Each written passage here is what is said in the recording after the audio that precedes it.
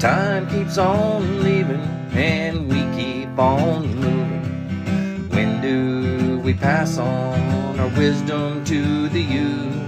My veteran story, lost arts discussions, fireside chats with a bourbon or two.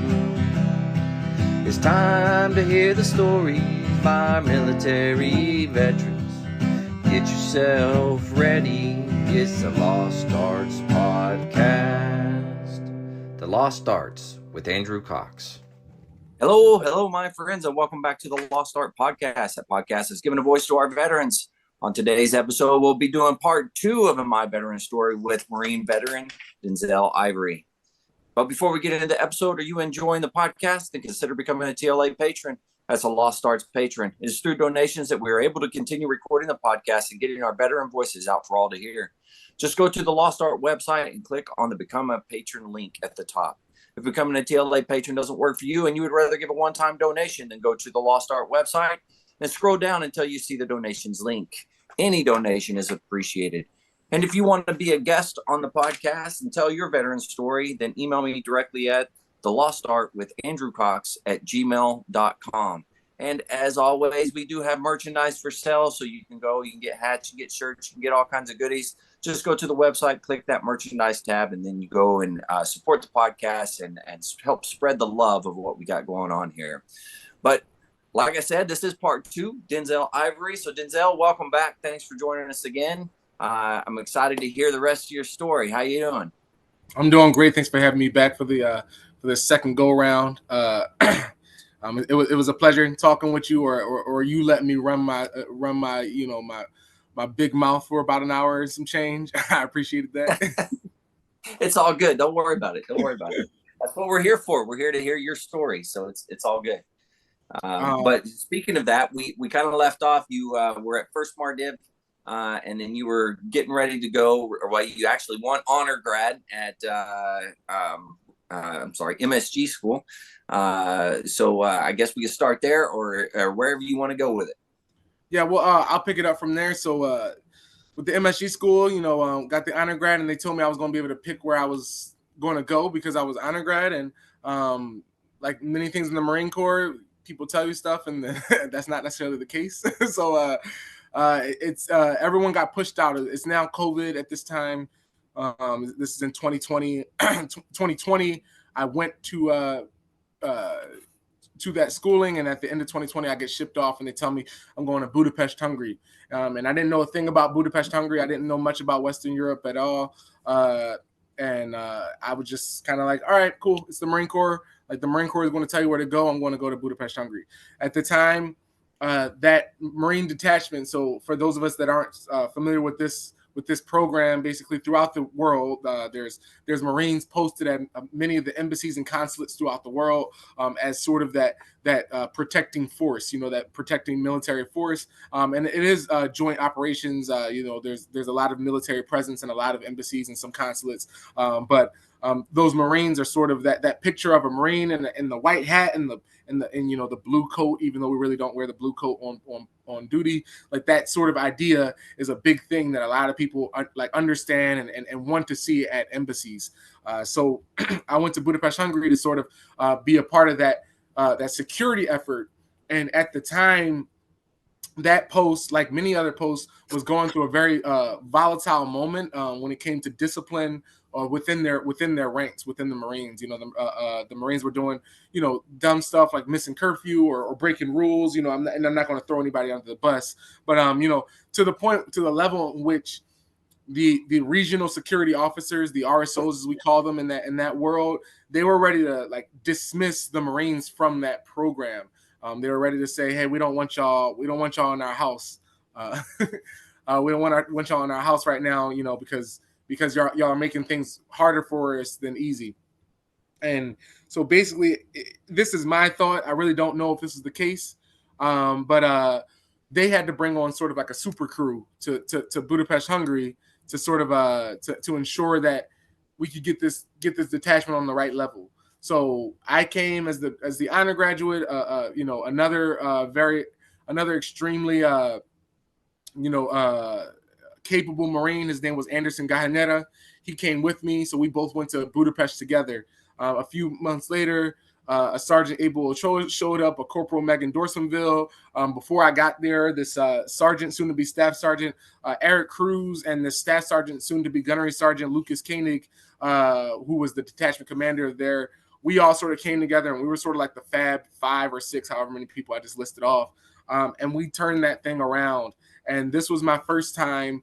I had been lucky enough to go overseas with the 1st Marine Division Band, but this was my first time living in a foreign country, and learning language, utilizing their language to get groceries and things of that nature. But also this program was very interesting, where you had like drivers, and you had chefs, and you had it was like you had all these amenities that in the Marine Corps you don't just get handed, and you get handed these amenities. So it's like me coming from humble beginnings, me coming from a very humble beginnings, even in the Marine Corps, knew what opportunity this was, and I was like, I will not squelch this opportunity. I will do everything I can to be as effective on this program, to get what I can from this program, and really just to do right by Marines, because especially hearing that the Marine program was sort of on the chopping block for this, for this particular post, I was like, that's not what Marines are. Like, no one should ever, ever, ever want to chop a Marine from their team. Like, if anything, you should be begging for more Marines. It doesn't matter what community they come from, who they are, how they do it. Like, the thing about us that's innate in all of us is our ability to be professionals, our ability to be warfighters, and our ability to get the mission accomplished. So I took offense to that. Like, hearing that, I took like personal offense, and I was like, we're going to, my detachment commander at the time, and I agree with him, like, we're going to take ownership of this program. We're going to turn it around. And boy, oh boy, oh boy, like, did we? I mean, like, and even through the midst of COVID, we found ways to connect with the embassy community. We found ways to make sure that the embassy was properly secured. We trained hard. We worked hard. We played hard together as a family. And that was like something very special to me, because it was my first unit after that spectacular unit. So I was fortunate enough to go to a place where I was able to get a glimpse of something like on a smaller scale, but a glimpse of something I was doing in the 1st Marine Division Band, which was like being surrounded by people that made me better, that I was able to also make better. And that there was never days, or there was days where there was disappointment, obviously, but like in the full spectrum of things, like, we were always walking with our heads high and thinking that we did the right thing and the good thing. And so I did so good there, that basically once when you're performing very well, they ask you to go to these specialized posts in the world. I come back to Quantico, Virginia for some advanced training and advanced screening, and then get selected to go to Moscow, Russia as my second post. So I'm still a sergeant at this time. I'm going to Moscow, Russia. I find out, I'm happy to have the opportunity. I end up leaving for Moscow, and I get there in, I guess it would have been October 2021. I meet my new detachment commander, a wonderful, wonderful Marine now, First Sergeant Ashley Pardee, but at the time, Gunnery Sergeant Ashley Pardee. And, I tell her, I say, like, look, ma'am, or look, Gunny, I am on track to be meritoriously promoted to Staff Sergeant. Like, I was like, that is my goal. Like, when I joined the Marine Corps, I wanted to get out as a sergeant. I decided to stay in this gun club for longer, and I am ready to be a staff sergeant. Like, I just straight up, that was like one of the first conversations I had with her. I was like, I know you don't know me, and I know these packages are supposed to go up in like a week, but I need you to take a leap of faith right here. I was like, here's my old gunny, if you want to call him. I was like, here's this random person. His name's Andrew Cox. If you want to call him and see my pedigree, like, give him a call. Like ask him questions. They'll tell you about me. I was like, but I was confident in my ability, and not in an arrogant way, confident that I was ready to be a staff sergeant of Marines. Earlier in my career, somebody in like a talking session had told me, like, if you feel like you're ready for the next rank, you act the next rank, and then eventually, like, your time will come. And I was like waiting for that time and acting that way for a long time, like since that conversation. So they rolled the dice on me. They put the paperwork up. I speak to my first sergeant, I speak to my CO, like they're like, yep, you're the type that we kind of want to give this honor to.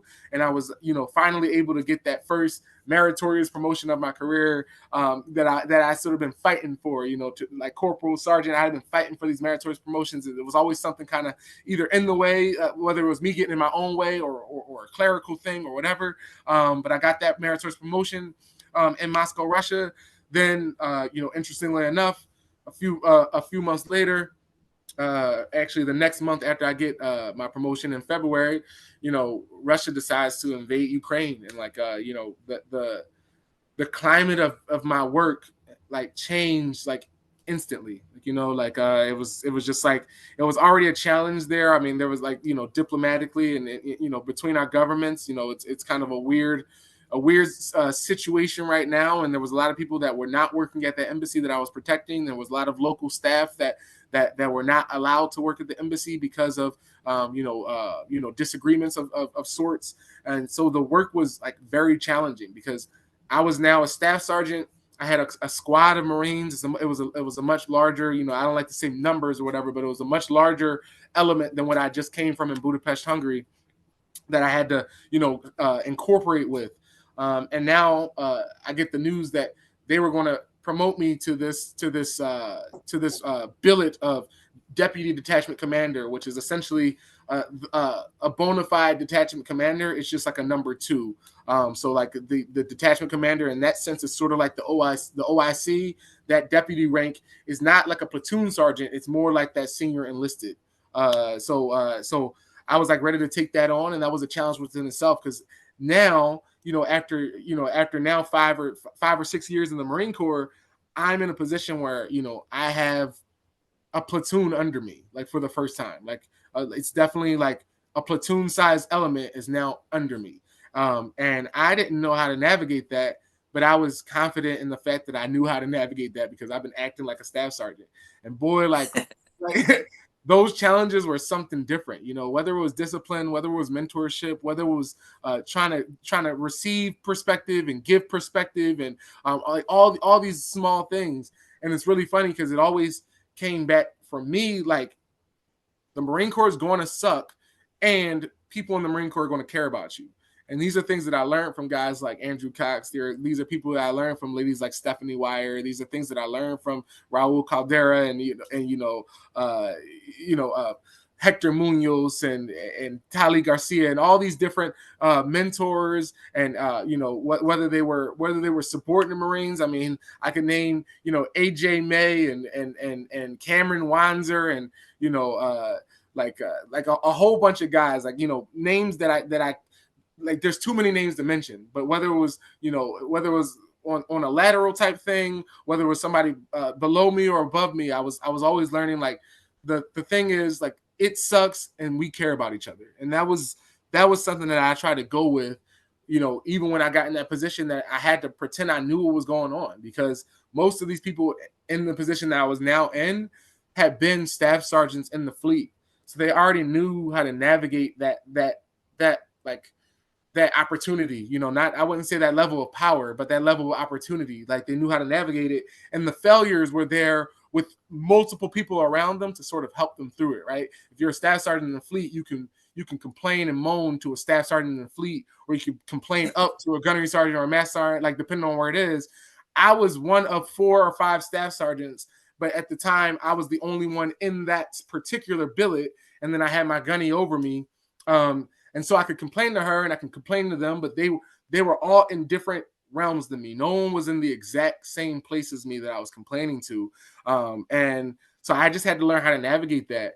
But I always described it as this: my time in Moscow, how when you're in school and you're in 3rd grade, and then in 4th grade comes, and on day 1 of 4th grade, you realize like Johnny got way taller. Like Johnny, like had a growth, you know what I'm saying? It's like, whoa, Johnny's tall now. Like, what happened? And I like to think like the world doesn't just work on summer vacations, right? So Mike is getting taller like throughout the year, and just nobody's like noticing it, but it's like noticeable at some point. That's what Russia was for me. Like I was actively seeing my growth spurt happen, which was really, really cool. because like I was getting all these different challenges and having to figure out how to navigate those with a lot of support, but also a limited amount of support, especially being in like an isolated location. I couldn't just ask, my CO to come to our unit and like, give the Marines a talk. Like they couldn't get a visa to Russia. Like no one was allowed to come or, or like leave Russia unless like you had a reason to come or leave Russia. So, interesting for me, like started learning the language, like decided to really dive into like some of the culture, the language stuff. And once again, just excelled to a point where there was a needs gap in the program for detachment commanders, like bona fide number one detachment commanders throughout the world. So I got a call one day that says like, hey man, like we need you to go to this training so you can get the final, like you can be a detachment commander and we're going to send you out somewhere from Moscow, Russia. Like, and at that point I had already, swallowed the pill knowing that I was going to be in Moscow for more than 2 years. Like I knew that I wasn't supposed to leave. Like I already been tagged and they were like, this will be your second and final post. I was supposed to get 3 posts. It was going to be my second and final post as a watchstander, even though I had this weird kind of like plus size billet, if you will, and I had already come to terms with that, and I was ready to sort of explore that. And then this new opportunity came. That was it was an ask, but it was not, the Marine Corps asks a lot of things and tells you things in that question, you know what I'm saying? So so I went to the training, once again, knock it out the park or whatever. That time also sort of honor grab, but I put an asterisk behind that. I even told the instructors, I was like, I don't think I was number one for these reasons, but it didn't really matter nearly as much. They just wanted to train some people up and get some competent people out there to take charge of some posts. So the Moscow, Russia experience was incredible. Like I could talk about it for hours. But then, I go into some room and they tell me, hey, because of your particular set of skills and some challenges that we've been seeing, we want you to go to Bishkek, Kyrgyzstan, this small, austere country in Central Asia. That more, I would be surprised if 1 out of 10 Americans could point Bishkek, Kyrgyzstan out on a map, like that type of spot. But interestingly enough, like the state language, it was a post-Soviet state, so they all spoke Russian, and that was like the government language, even though they had their local language of Kyrgyz.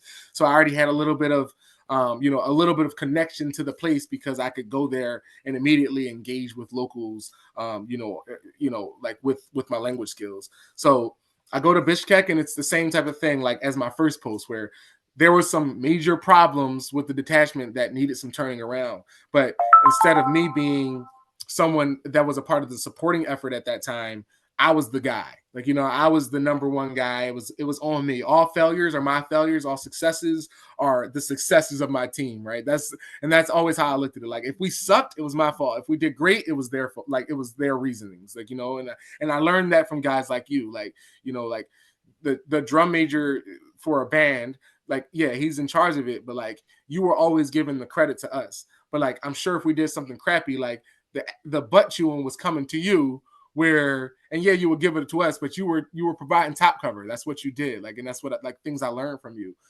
So I went to that detachment, and in the midst of all the struggles and problems that were kind of involved, I did what I could based off of what I learned in Russia, based on what I learned in Budapest, based off of what I learned in the 1st Marine Division, based off of what I've learned and MCT and Naval School of Music and boot camp, and I just like all those values that I like bought into, I was selling, like, and I was hard line with it, because I had already been a staff sergeant and kind of, I was lucky enough to have a platoon size element under me, to be a staff sergeant and get those growing pains and then kind of influence those and infect those. And I'm every decision was not correct. Like, I probably made 10 times the amount of poor decisions than what I made good ones. But, I was trying to get this unit to grow and get to a place that I knew they should be, so we could like regain that trust and confidence of these people, like these diplomats. I was talking to ambassadors all the time. I was talking to senior foreign service officers all the time. I was talking to senior military, like whether it was colonels or lieutenant colonels, generals. Like I was talking to these people on like not on something like a peer related not peer, but like a peer related understanding, because like I'm in charge of this element, you're in charge of this element. Like, what do we need to support each other? And that was really cool to have that experience. I definitely turned around the detachment to the best of my ability. And I think we got to a space in which, everyone was happy to have the Marines there at that post, which I don't think anyone was upset to have the Marines, but it was another one of those things where we had to reprove ourselves, and we proved ourselves. In the midst of all this, before I went to my MSG training, I got some really pretty terrible news. Like, I found out my mother had cancer. And so like, it was so funny because like I'm about to leave to go to this new adventure that I knew would take me overseas for a long time. And literally the week before I go to this training course, we find out that my mom has, this amount of cancer that was pretty bleak, for lack of a better term. And she understood, my family understood, like, one, I had a calling to service. One, like, yeah, there's ways to to get out of these situations, but we thought it would be best for me to continue engaging in this, let her fight the fight, and I'll support, from a not on the ground sort of level. So, I'm in Budapest, and my mother's cancer, she it gets eradicated to an extent, so it's great. We learned this. I'm happy. I'm in Moscow. She's still dealing with it a little bit, the checkups. Then the cancer kind of comes back at one point. And then I get the Bishkek, and then maybe 3 or 4 months into Bishkek, my mother actually succumbed to this fight with cancer, and she passes away in June of 2020, last year, 2023. And that was pretty jarring for me, because throughout this fight, like, that my mother was having back home, and that my family was having, as they were being the big supporting elements, I was off advancing my career, like, becoming a better Marine, like doing things that I, as I look to expand this world, like I said in episode 1, like, I could have gone this way, but I kind of wanted to go more this way. And I was realizing all that. And losing my mother was like a very, very difficult thing. I already mentioned how I was raised by her, and she instilled these values in me and all these things. And I could talk about my mother. I could do 4 podcasts, and not even break the ice when it comes to, or the tip of the iceberg, I should say, when it comes to my mother. And I thought at that time it would be responsible for me to kind of get back to family, to be supported and to give support in a way that I hadn't been able to do in the past, really like 7 years of my life or so, since joining the military, because it was always a trip back home, and it was always a limited amount of time. So that was like a very strange decision for me, because it was a decision point. It was either I was going to re-enlist in the Marine Corps and do another 2-4 years, potentially do more time on the MSG program, and then go back to the band or lat move or whatever, or it was going to be get out the Marine Corps and kind of start my life, and because that was a major decision point and a major reasoning, that me losing my mom, plus some things in the Marine Corps that I felt like I gave the Marine Corps not all I could give to them, but I felt like I gave the Marine Corps like what I was expecting to give to them and more, and I received from the Marine Corps like what I was expecting to receive and 1,000,000 times more. Like, remember, Yeah. I wanted to be in for 4 years and go back to Philadelphia and teach music. Like, that was the plan. That was the only thing I wanted to do. I ended up doing 8 years.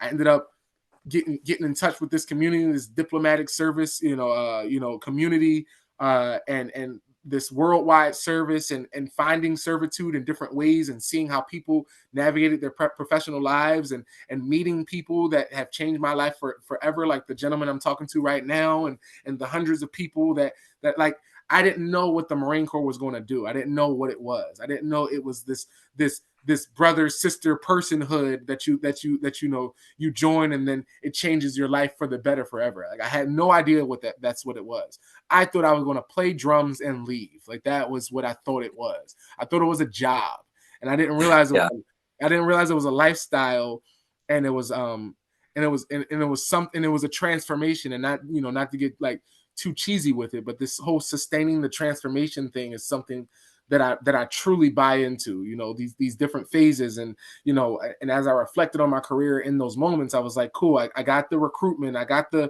the drill instructor phase, I got the cohesion stuff from my unit, I got the sustainment from my time in the Marine Corps, and me never forgetting to take my disgusting hands out my freaking pockets. Like, you know what I'm saying? Like that type of stuff I bought into.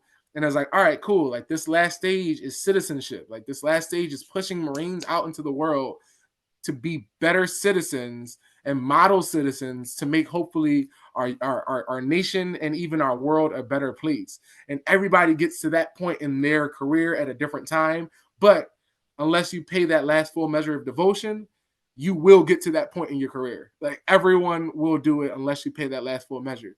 So it's like, I was like, it is time. The Marine Corps has made me better, and I'm excited to get this version of myself into the world that I'm living in. That's where I am now. It was so I separated from the Marine Corps. My EAS was 30 January 2024, so I'm not even 60 days out. And the transition has been interesting. The transition has been a struggle. As prepared as I was. I mean, I'm one credit away from a master's degree. I got plans. I got teaching certificates. I got all these things. As prepared as I thought I was, not having to wake up and report my accountability was jarring. Was different for me. Not having people around that were in the same struggle as me, in the same fight as me, whether that was in the MSG program, whether that was in the band, whether that was just general Marines, because we're all riflemen, and that's something that I really held near and dear. I could talk to any Marine, and I can connect with them on some level. That was now gone, not gone, but it's hard to explain. It's hard to put it into words, right? But that life was now part of that chapter had closed. It was it's now a part of my past that informs my future, but it is now closed, unless I find myself back in the Marine Corps one day. That will not be my life. That is not my life as I know it. And that was a struggle, you know what I'm saying? Because having this amount of, freedom as a civilian is weird to navigate, because I thrive like many Marines. I thrive on that, be here at this time in the right uniform and then do the right thing. And so now I have to tell myself, be in the right place be in the right place. Don't be in the wrong place. And I have to decide what the right and wrong places are. I have to decide when the right and wrong times are, what the right and wrong uniform is, and yeah. That's a very it's cool to have that freedom, and I'm grateful for it. But it also is a challenge. It's an everyday challenge, especially as I wait for the opportunities that I'm hoping to go towards to kind of reveal themselves and be fulfilled. I'm in limbo right now. I'm sitting in my place. I'm back home in Philadelphia, just like I planned, but I'm not where I want to be, because it's a waiting game, and it's a capturing opportunities that I hope to capture. But time is going to have to show that, And the Marine Corps is interesting because there's a roadmap for everything. If you want it, whatever you want to be in the Marine Corps, you can basically Google how to do it, and you can get a step-by-step. You want to be the Sergeant Major of the Marine Corps? Here's a step-by-step manual on how to do it. You know what I'm saying? And it's it's insane because maybe when you get to that high, it's a little bit grayer, but for a lot of it, it's there's a step-by-step on how you do it. So now I had to create my own MOS, or my life roadmap for myself, with hopes that it works out, but also allowing myself that, that flexibility to engage in things that will be right for me, even if they don't seem like I'm on the right path. And so that that I mentioned in episode 1, I was scared of failure, so as a younger person, I was scared to fail. So I wouldn't go after opportunities in which I could put myself in a position to fail. But what the Marine Corps taught me was you need to be excited to go after big things. You know what I'm saying? Whether that's after that next promotion, or whether that's after that unknown life, after this, very good life of being an active duty Marine. And like I'm forever grateful for that lesson. Like I am ready to fail because I know through failure comes, you know, a newfound sense of strength, a newfound sense of knowledge, a newfound sense of self, that you can only learn through adversity. You know what I'm saying? Mhm. And Yeah. so that is like that is why I thought I was most ready to like step into this new role, like step into uncertainty, because the Marine Corps prepared me to like face uncertainty. And it's like, you know, that whole honor, courage, commitment thing, that whole courage not being the absence of fear, but the ability to overcome fear in the presence of it. It's like that is what I'm doing right now, and that is what each and one of us as veterans, you know, and future veterans are like navigating those decision points. And I'm really grateful to have been in an organization like the United States Marine Corps, because I wouldn't be half the man I was without the leadership and mentorship that I received my entire time there, whether that was with senior enlisted people, whether that was with senior officers, whether that was with, like I said, my juniors that taught me more about myself than what I could have ever learned. This organization that just, you know, that sometimes when I first came in, it wasn't all about giving the why between stuff, but like, you know, just being a good Marine or good soldier, you know, like a good Marine taught me, like, even though I'm not getting the why, like that will show itself in the future. And I like that, because I understand as leaders, we are supposed to give the why. You know, that's something that the Marine Corps has, like, even, you know, that Simon Sinek, you know, idea of start with why, and then you'll get more buy-in. But like in our lives, like life is not going to tell you why you need something, or why, you know, like there is no book that says, or some person that's guiding you and giving you a why you should do something. Like every decision is your decision, you know, once you get into that autonomous point that we're at right now as veterans. So it's like I like the idea of like going after something because of a feeling, or because of a need, or because of a desire, and then like letting your life sort of inform you, and then the whys start showing themselves in retrospect. Because you know, I came from the Marine Corps, was like, hey, yo, go touch that freaking bulkhead, you know, and like, all right, I'm gonna touch this bulkhead. Like this was making me sprint faster, right? I didn't know I was touching the bulkhead. I didn't need to know the why. And like that's something that I try to instill in some of my Marines. It's like I understand, you know, this idea of, you know, getting so much information pushed to you, but like when you have so much information to process at once, it's going to make it more difficult for you to actually like take action. You know what I'm saying? And like, you know, I look at people that criticize our senior leaders in this world and everything like that. And it's like when you try to take every point of view, every perspective, and you formulate some great plan. One, that plan is going to fail regardless. Two, you wasted so much time that now you have to devise a different plan because of the time that you wasted trying to do the right thing, you know. And that's what the Marine Corps kind of taught me. It's like they're like, you know, any action is better than inaction, as long, you know, as long as it's not one of four things: illegal, immoral, unethical, or like dangerous in a sense of like, an undesirable sort of risk, you know, or an unnecessary risk, as they say. Like if it's outside of that realm, it's like sometimes you have to decide to go after it, you know, and make a hard decision, and not be afraid to fail. Like not be afraid to be like to humble yourself and say that wasn't right. How can I reattack this effort so next time it's not as bad? And how can I Yeah. learn from this, so the people that saw this can make a better, more informed decision? You know what I'm saying? And that's when you get into, you know, guys like Mad Dog Mattis and everything like that teach us, like, you know, we learn everything, you know, every action we take is through the things that we've learned, whether that's through our own actions and our own thoughts, or through study of other people's actions and thoughts. And I love that idea. And that's something that I think the Marine Corps is pushing for, but some people in the younger generation don't necessarily connect with.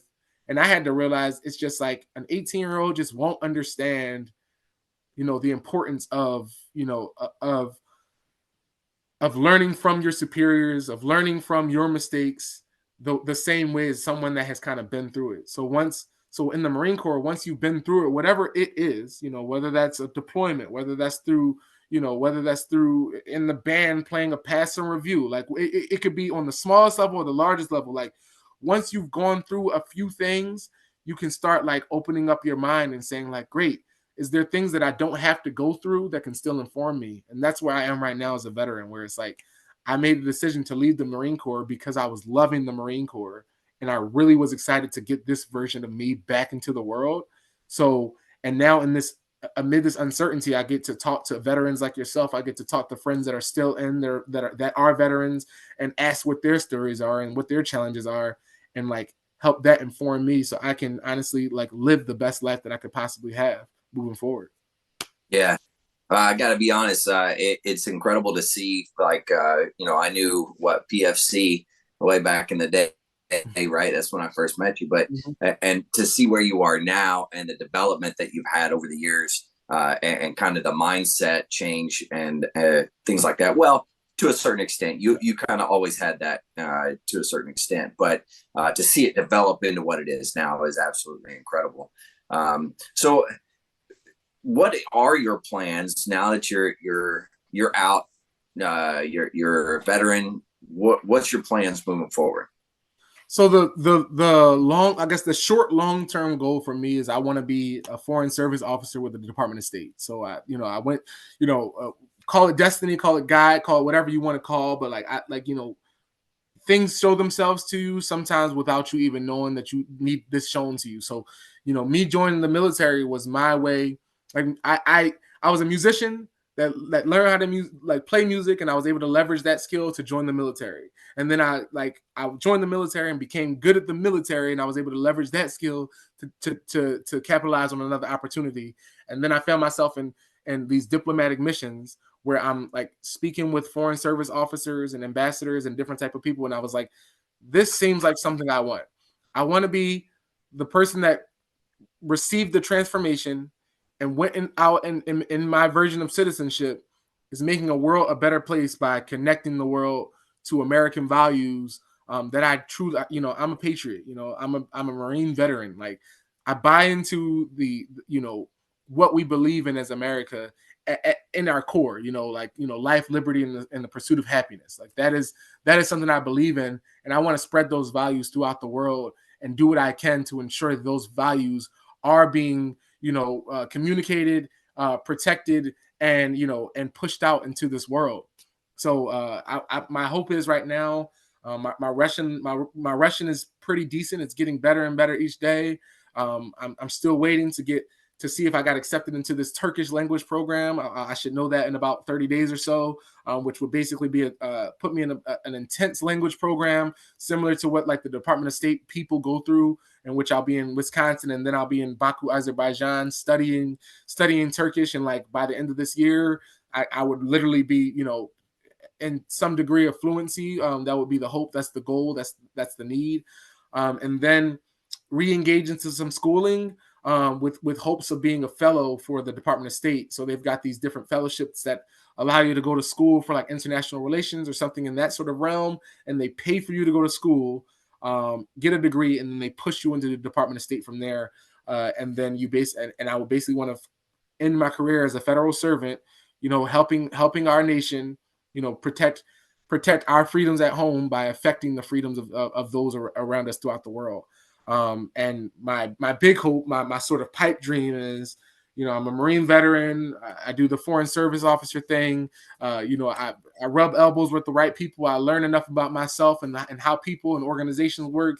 And then I do ultimately come back to Philadelphia, Pennsylvania, and I run to be the mayor of Philadelphia at some point in my life.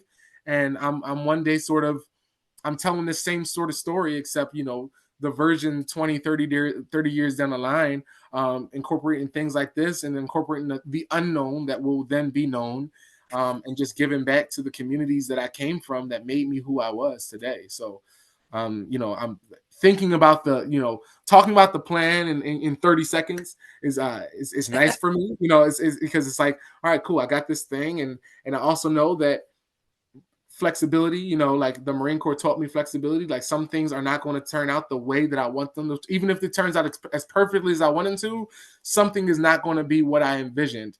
But like, I'm happy to have that plan, and really, I just want to, help America and help people, and me getting out the Marine Corps with that decision, like of still deciding to be something that is positive for the American populace and for the world as a whole. Like that was another big deciding factor for me, because I wanted to start this journey while I'm still young and sprightly, before I get old like you. So, Wow. Wow. Thank you. Thank you. I appreciate that. Yeah.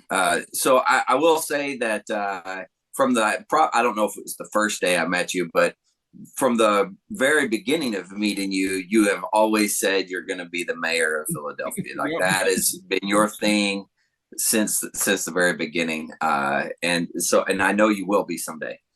If not the mayor of Philadelphia, you're going to be the president of the United States. One of those two things is going to happen. So I'm excited for that. So I'm going to just ask you a couple questions here. If you look back over your career, right, your time before you came in, while you were in the military, and then now the short amount of time that you've been out, what advice, one, would you give to a new person thinking about joining the military? What advice would you give them? I'm gonna steal some advice that I got from my brother that is probably opposite of the advice that some Marines give to others that I always hated. Volunteer for everything. If you're thinking about doing this, this is a volunteer effort. Nobody's forcing anyone to be in the Marine Corps or the United States military. That's not how we roll right now, and I doubt we'll ever roll that way. But volunteer for absolutely every opportunity. Hey, I need 2 people. Be one of those people. Especially when you're in the military.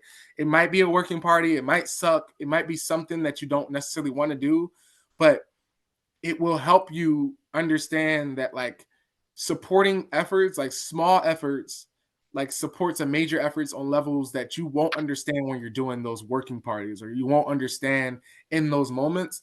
But then as you move forward through this, like it will make a lot more sense to you. That perspective gets like, it comes much faster to those that like go after those opportunities that are presented to them.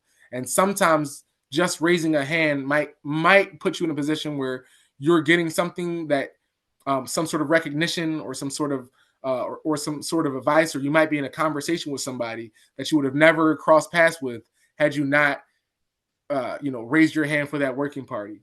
The other thing is like, and this goes along with raising your hand, like don't be afraid to be like aggressively go after your opportunities as well. So some of it is someone's going to say, I need 2 people. Cool. And then there's the other side of it where it's like, I think you need me right now. Like, you know what I'm saying? Like, and no one needs anybody. Like, that's not how it works. Like no one is, we're all fallible men and women, and people of this earth. Right.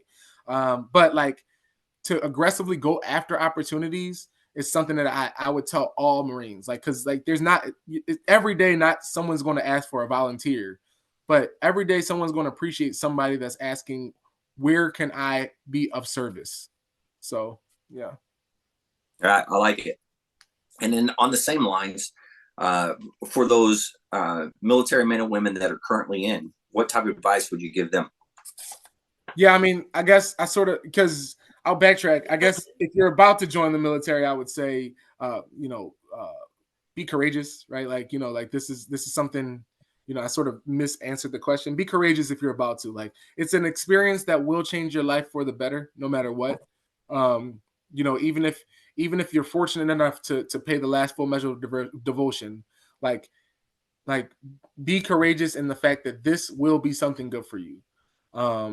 And then, I guess what I first said would be more of an answer for that second question. Like, once you're in, go after it. So, I mean, it's scary for those of us that are not here yet, that have not been there yet. It's scary, but like, it is a good opportunity for anyone, for absolutely anyone. And to be honest, like anybody in those positions, once you find yourself there, you'll see how good of an opportunity it is. There's a reason why people do 20, 25, 30 years in the military, in the United States Marine Corps, even though we all say it sucks. Like, there's a reason why, because like what you get out of it is so worth it that like hanging up that hat is one of the hardest decisions that anyone has to make, even after sometimes, whether it be 4, 8, 12 to 20 years. Like it's insane. And then yes, for those guys and gals and people that are in, I would just say, freaking yeah, like volunteer and like make the opportunities come your way. I think I was reading an article the other day of some maybe corporal that got a meritorious promotion to sergeant, and she was like the Marine of the year or the NCO of the year type of thing. I think she was like in the legal realm or whatever. And that was something like she did community service. She mentored her Marines. She was hooking and jabbing throughout her career, and she got recognized for that. And thousands of other Marines are doing the same thing and don't get that recognition. But she's going after it, and so are they, and their days will come as well. And I think that's I would say that's really what it boils down to. If you're going after it, Marines, servicemen, service people, your day will come in which you get what you came to get, what you're going after. But I would just implore you, if you're not going after it, like, you might as well just be twirling your thumbs in a fighting hole, because you're not going to get much out of it. Yeah, you get out of it what you put into it. For sure, 100%. Yeah. All right, so as you look forward, right? Yeah, I know you haven't been out very long, and you're looking forward. What advice would you have for somebody that is getting out, somebody that was in your shoes, right? Did 8 years or didn't go the 25 like I did, right? And somebody's getting out. What advice would you have for them? It's funny. Now I think I can answer this correctly. Same advice as before you go in. Like, be courageous, right? Like, but now you have credible courage on your side, right? Like, when you join the military, you now get faced with all this, uncertainty, all of this, this, fog of war, all of this, all these challenges and the building of resilience, all these skills, all these opportunities, all this experience, all these things that you've done. Just know that, like, that is worth something. That is valuable for you. That is valuable for people. When people look at Marines, when people look at service members, they already know that there's something innate in them that is going to, bump them past a normal civilian. And I'm not throwing any shade at any normal civilians, right? But when you've decided to make a commitment and successfully done something like military service, it holds a lot of weight. And like, being a master guns or being a staff sergeant or being a PFC doesn't mean anything in the like, once you get out. Like, it's cool. Like, when you talk to people that know what that is, that's great.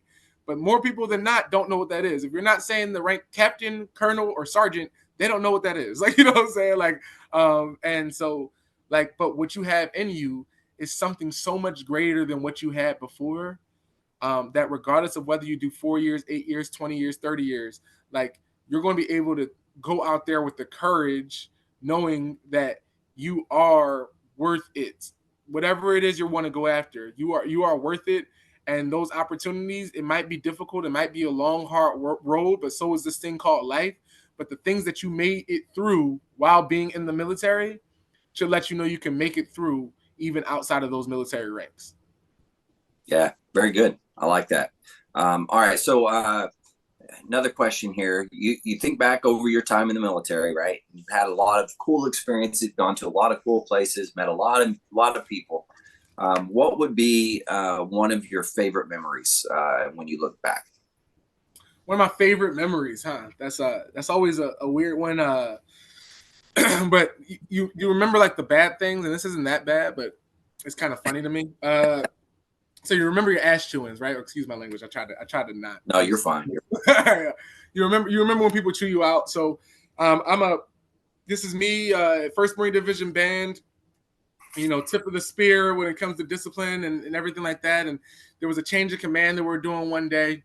And I'm sorry, it was a relief and appointment. So there was a sergeant major. He was coming up to take charge of his role and whatever unit he was taking charge of, and he's giving his speech. He's actually being relieved at that point, like going somewhere else.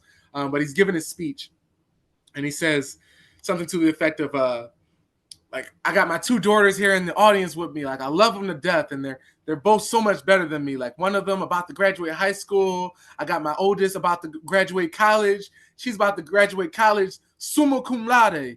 She said, he says, man, when I was in college, I graduated thank the laude or whatever. Like he said, and he says that joke, right? And for whatever reason, Lance Corporal Ivery thought that was the funniest thing I had ever heard. So in the middle of this, like, you know, this full formation on this platoon block, I just go, ha! Like real loud, like really, really loud.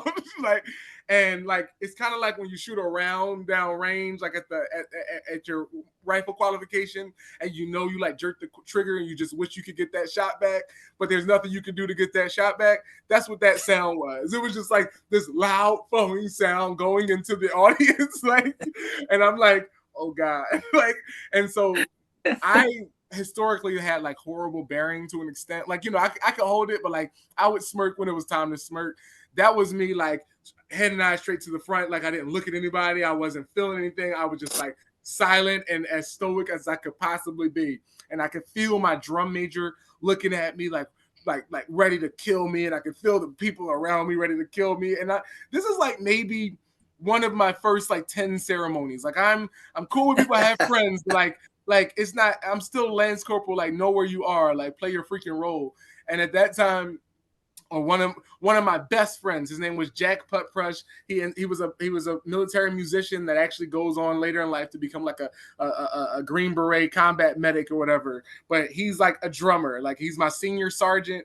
And when we get out that block, he's one of my best friends, like best friends. Even though we're Lance Corporals, we're like the same age and stuff. I'm older when I joined, so he's one of my best friends. And he says, Ivery, like Lance Corporal Ivery, like I tighten up, you know, do the whole thing. And he blasts me like, you ever do some dumb SHIT like that again, I will end your life before we ever get to another parade deck again, or something. So like what he says to me was so jarring, and also like because he was one of my closest friends in the world at that point. Like it was like he turned on that same switch that Gunny Kopetsky turned on when she blasted me very quickly for something stupid.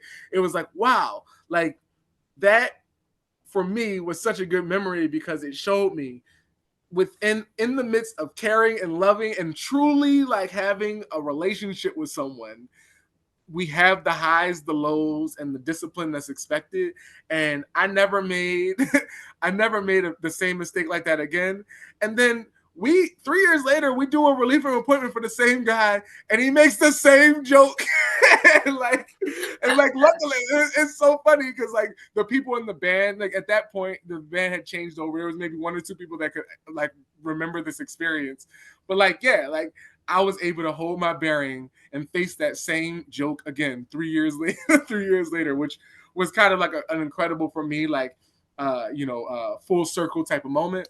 So yeah, you remember your butt chewings, but you remember what you learned from them, you know. And something she would say, a butt chewing is just like, you know, oil or water off a duck's back. You know what I'm saying? Like, you know, he's wet in the moment, and then it rolls off his back, and then he's just going to keep, you know, treading along and swimming his merry way. And you know, so thank you for teaching me stuff like that, because honestly, no butt chewing ever affected me that much, because you taught me how to treat them, you know, as a learning experience, as opposed to as some sort of point of getting beat down. Honestly, it's a way to get brought back up. So I appreciate you. Right. I appreciate Sergeant Jack Putt-Prush for that, you know, or at the time Sergeant Jack Putt-Prush, and I appreciate all the times where I got yelled at a little bit. I mean, and I got stories on stories. I mean, like even as I talk about that one, like, you know, we all got them, a million stories, a million C stories, and it really always boils down to like, which one, like, when did I get yelled at? Like, it was never like, I got good stories, I guess, about like when I did good stuff, like, but it's like when I got yelled at was the stuff that like mattered to me, because it was like, yep, I'm still not hot stuff. Like, I still got somewhere to go. I like it. All right. Well, hey, I appreciate you coming on, telling your story. I know for a fact that you are you're gonna be a politician of some nature. You're probably gonna be mayor of Philadelphia. I think you're gonna be president of the United States. In fact, I'm writing your name in on this next go round. So Appreciate you'll at least get one vote, and you weren't even running. So, but I know you're going to do fantastic. And I always enjoy spending time with you and listening to your stories and watching you grow over the years. So, but yeah, thanks for coming on. Thanks for sharing your story. Is there anything else that you would like to say before we wrap this thing up? Yeah, I'll just say two things. One, for everybody that's still in, everyone that's out of the the military forces, like as AJ said, we're all here as a community. Like there's resources out there for everybody. We all have dark days. We all have times where we're second guessing and hoping that we can get out this world what we want from it. It's this is a serious thing, but it's the right decision is never taking your own life. I truly believe in that. So hey, you can find me on Facebook, Denzell, DenzellIvery. You can find me on Facebook. You can find me on Instagram. You can look. I'm easy to find. So if you even need a random person that just want to talk to, I'm here for you. AJ's here for you. The whole community's here for you. It's bad, but it will get better, and it's going to get better together. And secondly, I just want to thank you for allowing me to come on to your show. Let me run my trap a little bit. And I just really want to express to you, because we don't get opportunities to say this as much. Like you changed my life. Like you are a person in my life that changed my life for the better. I wouldn't be the person. I wouldn't have been the Marine, and I wouldn't be the man I am today had I not had like somebody like a gunnery sergeant, master gunnery sergeant, and Andrew Cox, in my corner. So I really appreciate you being there for me, and everybody that had even the smallest impact. Y'all are the reason why I'm gonna keep going, and y'all are the people that I'm going to be proving for the rest of my life that I'm worthy of the things that I'm going to be getting, in the future here. So I appreciate you all. I have nothing but love for you and everybody out there that I'm talking to right now. And for those of you who I didn't mention you by name, I guess you should have had a bigger impact. Just kidding. Oh, wow. Just kidding. For those, I can list it. I can list it. Y'all all know who y'all are, and once y'all are part of the reason why my heart's still pounding. So I appreciate it, and I promise not to let any of y'all down. That's awesome. Hey, that's some good stuff. I appreciate you coming on. It's been a good time. To everybody out there, if you are struggling, like Denzell was talking about, you need some help, please reach out. The VA has great resources. You can dial 988, press option 1. You'll be able to talk to somebody that's going to help you. If you don't want to do that, you'd rather text, you can text 838-255, and then somebody on the other end is going to help you there. Or if you want to get online and chat, you're one of the younger guys that likes to do that, go to veteranscrisisline.net, and then you can click on that chat icon. The big thing is you need to reach out and get some help. We're here for you. We care about you. We want what's best for you. Myself, Denzell, all the other veterans, and everybody else out there wants what's best for you. But so please reach out. With that, Denzell, thanks again for coming on. You are awesome. To everybody out there, stay motivated, change your socks.